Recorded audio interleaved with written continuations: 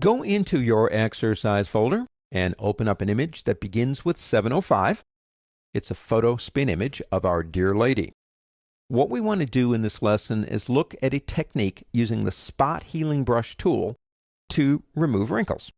Now let's start by creating a blank layer. Come right over here and click this button right here. Blank layer. Come over here and pick up your Spot Healing Brush tool. It's the top one. Now the Healing Brush tool, the only real difference between this one and this one is the Healing Brush tool, which came out first, requires that you Alt-click to select a point to heal from, and this one does it automatically. That's why I use it a lot. So let's pick that one up. Now over here, we want a brush size that's about a little bit bigger than the wrinkles themselves, but understand something about the Spot Healing Brush tool. It only really has one speed. It's kind of full speed ahead.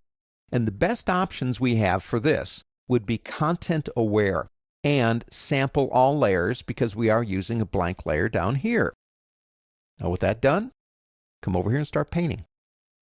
So we're going to come, say, right about to there and come up like this. And it will be more than glad to heal those areas, as you can see. I don't like to use a really big brush. And the reason I don't is because if you do, it gives the Spot Healing Brush more area to decide on how to heal it with. And sometimes, I guess you could say it's too much information. So spend some time here. And sometimes you just, what I call popping the mouse.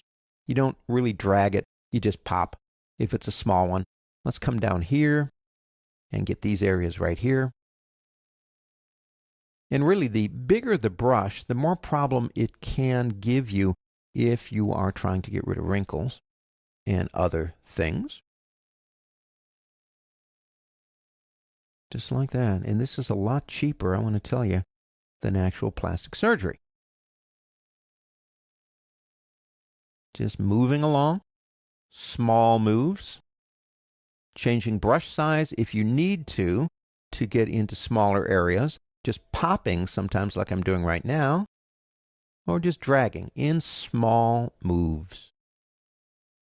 And you might have to go over an area a couple of times to make it the way you want it to be.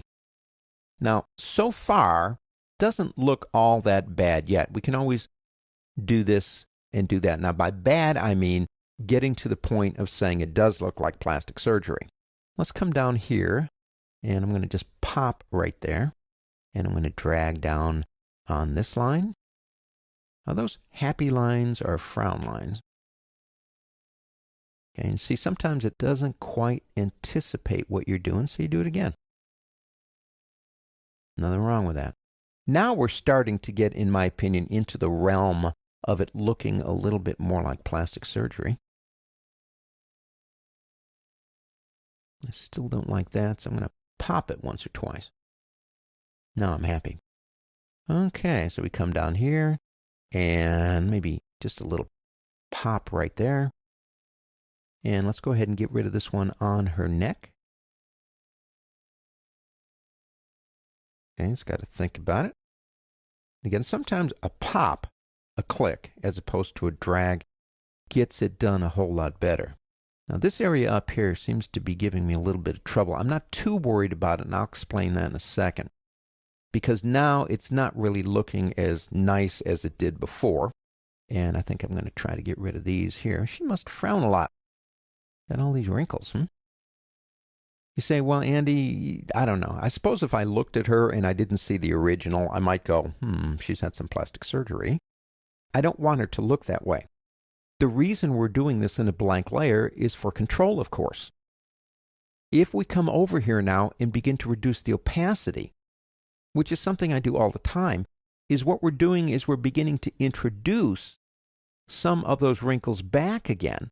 But in doing so, it helps blend the other areas a whole lot better. So when we see it like this, okay, that's the original. We see it like this. All I am trying to do is reduce them just a little, not a lot.